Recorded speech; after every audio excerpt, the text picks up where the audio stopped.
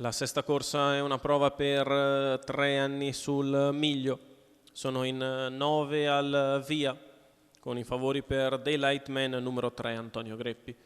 Si va in partenza 1 dei Marmi DR Pietro Gubellini, 2 Dono di Fata Cesare Ferranti, 3 Daylight Man Antonio Greppi, 4 Dama Ongi Enrico Bellei, 5 Diva Spritz Carmine Piscoglio, 6 Deledda Antonio Di Nardo in seconda fila, 7 Don Moa Glory Salvo Cintura Junior, 8 Dolce Nera Bar Maurizio Cheli, 9 Diana Trio Marco Stefani.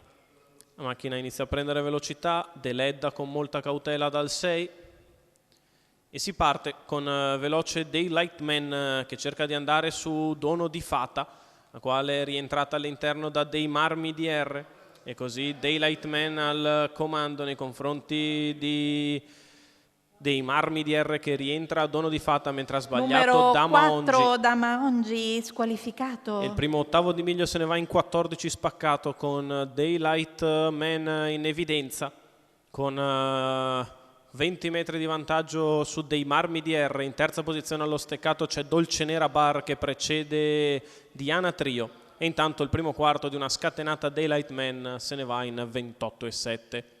Daylight sempre con ampio margine su dei Marmi, poi Dolce Nera Bar, soffre all'esterno Dono di Fata che non fornisce schiena utile a Diva Spritz e nemmeno a Deledda, e così si viene davanti alle tribune con Daylight Man che porta a casa un giro in 58,5.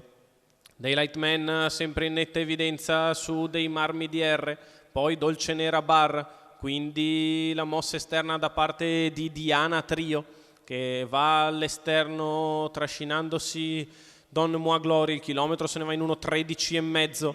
Daylight Man in evidenza, sbaglia anche Diana Trio. Diva Spritz squalificato. E così Daylight Man in evidenza, numero 9, dei Marmi Diana che prova ad Trio, andarla a prendere, poi squalificato. scatta Don Moa Glory che passa in terza posizione precedendo Deledda ai 3/4 di miglio in 1,28,3.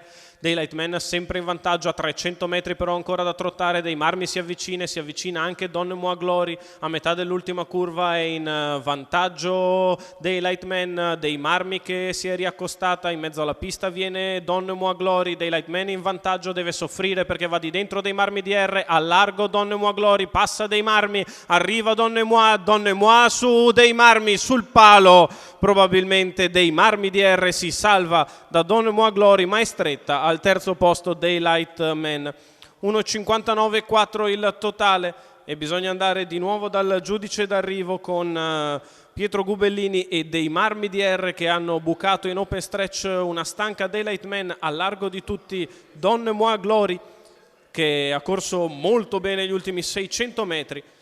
E riapprezziamo nelle immagini dei Marmi all'interno e Don Moa al largo, l'1 e il 7 in lotta, con dei Marmi DR che sul palo si mantiene in vantaggio nei confronti di Don Moa Glory. Al terzo posto Daylight Man, un altro successo per Pietro Gubellini, il Bareggio Team e la scuderia del Rinoceronte, la figlia di Adrian Chip e Fiammetta DX che primeggia al rientro. Il numero 1 è quello giusto per far saltare il banco, Pietro Gubellini.